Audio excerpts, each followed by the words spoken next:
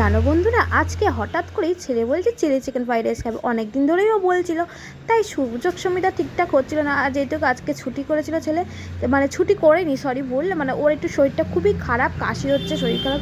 তা আজকে বললেন তা যেতে হবে না। আর তার উপরে এসেছিলো দাদা দাদা এলে কি আর পড়াশোনা হয়, তাই জন্য আরোই তো যাইনি আমি আজকে। তাই জন্য চিলি চিকেন আর ফ্রাইড রাইস বানাচ্ছি, সেটাই তোমাদের সাথে শেয়ার করছি ছোট্ট করে একটু।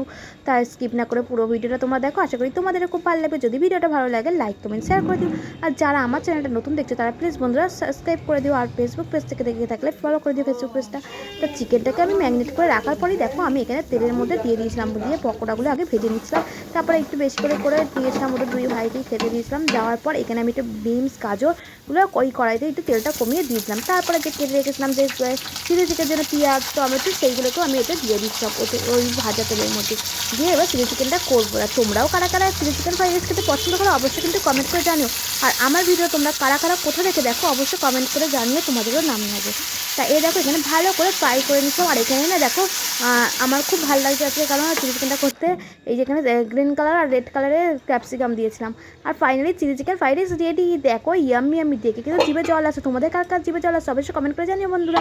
আর পুরো ঘিটাই দিয়েছিলাম, ভাতটাও খুব সুন্দর ঝরঝর হয়েছিল। তা ভিডিওটা এখানে শেষ করছি বন্ধুরা, বাই বাই, দেখা হবে নেক্সট কোনো ভিডিওতে। সবাই খুব ভালো থাকবেন, সুস্থ থাকবেন বন্ধুরা। আজকের মতো টাটা। আর কেমন হলো ফ্রাইড রাইস চিকেনটা অবশ্যই তোমরা কমেন্ট করে জানিও। আর এখানে কিন্তু দুজনে খেতে বসেই গেছে অলরেডি।